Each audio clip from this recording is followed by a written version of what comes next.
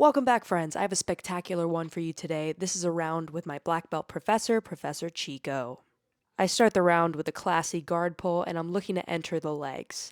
I do a good job of entering exactly where I want to go, and from here, I'm looking to sweep. I control his foot, put my head to the mat, and I'm looking to come up. At first, I'm thinking I'm going to try and chase and take his back, but instead, I opt to go for the sweep instead. Now I'm looking to control the legs and pass with pressure. A nearly impossible task, but a girl can dream. So from here, I try and stuff the leg and step all the way over, but his hook is really strong. So instead, I decide to sprawl and I'm just looking to climb the legs. I start to control the hip and try to drive some shoulder pressure into his shin so that he has less mobility to continue to recover his guard. I'm controlling the foot right here so that I can try and step over, and I'm looking to walk to the side, but he does a really good job of controlling my armpit, and he uses that to stand up. So we stand back up and I get ready to start over. I'm looking to make my grips, I make my grips, and I sit down. I want to enter that same exact position again because I'm looking to wrestle up.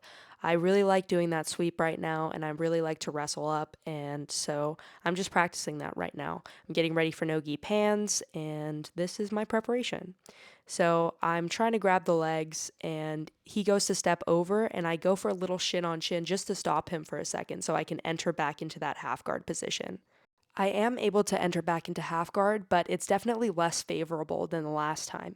He has me flat on my back, and I do not have the underhook. So right now, I'm fighting to get my underhook back, while at the same time, I put in my lockdown to briefly extend his leg back. I am able to get my underhook back, but he has a really heavy crossface on me. I again use my legs to extend him out so I can get rid of that crossface, and I am able to recover my guard. He immediately steps back into this half guard passing position, and I like being here, but it's uncomfortable when he has a heavy crossface on me. Here, I did not do a good job of getting the underhook, so now I'm in deep trouble. I start to open up his knee so that he feels threatened to step back because without the underhook, I'm in serious trouble here and I have no way of getting up to my feet. I still try anyways to get onto my knees, but it's less effective because he's able to put pressure into me and I'm not able to use the leverage of my body to get all the way up on my knees. He goes to step back here, which typically I like, but I did not do a good job of securing his hips, so instead I nearly get my guard passed. I try and shoot an armbar, and then we end up back in the same half guard position. He goes to step back again. This time he's controlling my foot. So while I would like to try and come up for a wrestle up, it's making it very difficult because as he sits back, I'm unable to come up on my knees. I try and come up on my knees here by opening up the leg, but his hips are stronger than mine and I'm brought back into quarter mount. Obviously, not a favorable position for me here. He's pinning my arm. He has me in quarter mount. I don't have an underhook.